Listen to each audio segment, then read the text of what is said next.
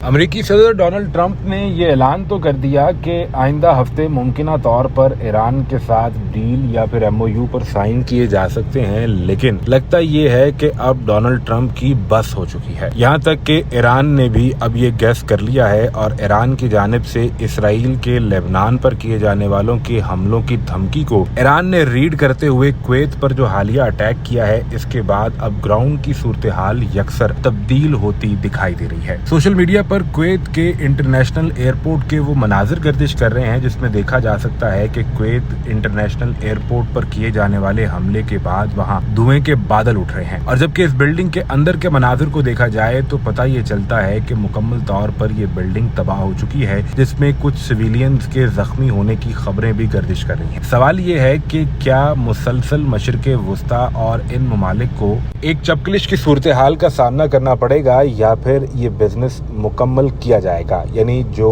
کام رہ گیا وہ رجیم چینج کے متعلق ہے، جس میں تو امریکی صدر ڈونلڈ ٹرمپ پہلے دن ہی ناکام ہو گئے۔ سوشل میڈیا پر اب یہ رائے گردش کر رہی ہے کہ بہت سے اماراتی، کویتی اور بحرینی اکاؤنٹس کی جانب سے یہ کوشش کی جا رہی ہے کہ کسی طریقے سے ڈونلڈ ٹرمپ کو اس پریشر میں لایا جا سکے کہ وہ سب سے پہلے اس کام کو مکمل کر کے پھر کوئی MOU سائن کریں۔ اس کے بغیر اگر MOU سائن کیے بغیر وہ یہاں سے نکلتے ہیں تو ان ممالک کو مسلسل یہ حدت یعنی کنفرنٹیشن کی صورتحال برداشت کرنا پڑے گی۔ دوسری جانب یہ سمجھنا بھی ضروری ہے کہ اگر ڈونلڈ ٹرمپ کے بس کی یہ بات ہوتی تو وہ ایران پر کیے جانے والے حملے کے نتیجے میں سب سے پہلے رجیم چینج کرتے، لیکن یہ ہو نہیں سکا، اور اب ٹرمپ نے بھی یہ گیس کر لیا ہے کہ رجیم چینج کے نتیجے میں جہاں یہ ممالک جس میں UAE، کویت، بحرین شامل ہیں، ان میں مسلسل مسائل کا سامنا کرنا پڑے گا، وہیں امریکہ میں مہنگائی بڑھے گی اور یورپ کو بھی اس حدت کا سامنا کرنا پڑے گا۔ شاید یہی وجہ ہے کہ ٹرمپ اب اس حد تک فرسٹریٹ ہو چکے ہیں کہ وہ ایران کے نئے سپریم لیڈر سے ملاقات کی بھی خواہش رکھتے ہیں۔